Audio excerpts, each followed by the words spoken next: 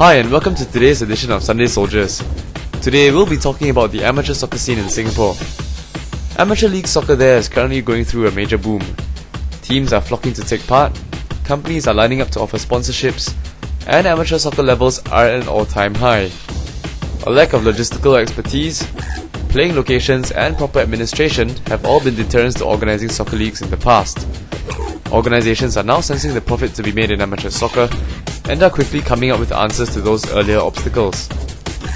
ESPZen is one such organisation. With the backing of the Football Association of Singapore, plus added cooperation at grassroots levels, they are well equipped to further develop the amateur scene in Singapore.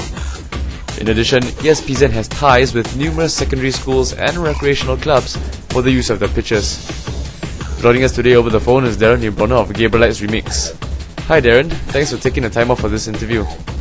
Hey, no problem John, thanks. Perhaps you would like to enlighten our listeners on the background of your team? Well, most of us are actually from St. Gabriel Secondary School, and we played together after school and stuff like that. And also, like, some of us are actually from the school team itself. So over the years, we just added friends, friends of friends, and even our own relatives to the team itself. Okay, well that explains the team name. Yeah, that's right, John. Okay, you guys must have been playing together for a long time. When did your team become official? Well, we started playing friendlies every Sunday for a couple of years. I think it was until like 2004, that we joined our first amateur league. And I understand that the Gabrielites are now playing in the ESPZen League? Yeah, that's right. We've been in the league for the past 4 seasons already. Well, that's been a pretty long time. So what's the average age of a team anyway? Well, we got players from the age of like, I think 17 to 26. So there's a good blend of youth and experience within the team itself. Wow, sounds exciting.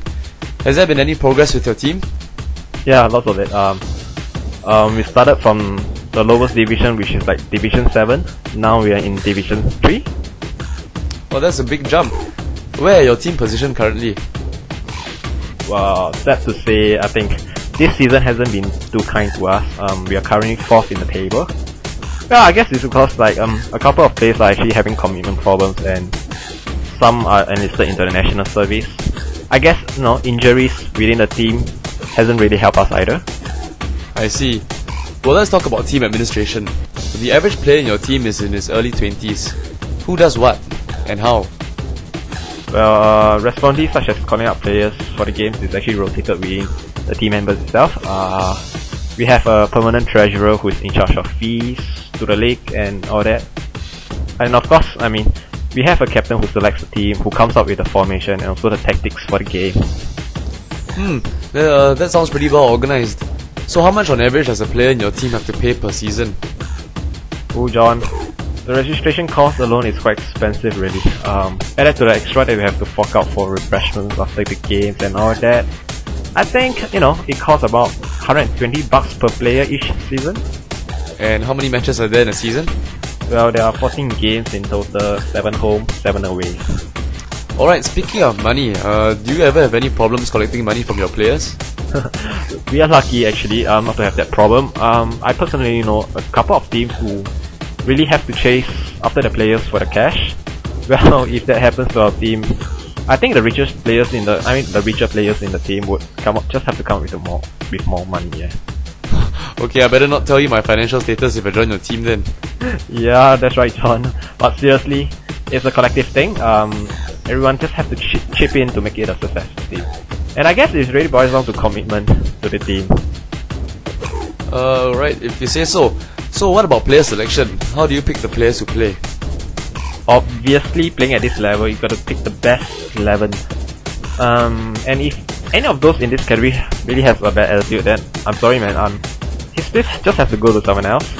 I guess it's really all about commitment, really.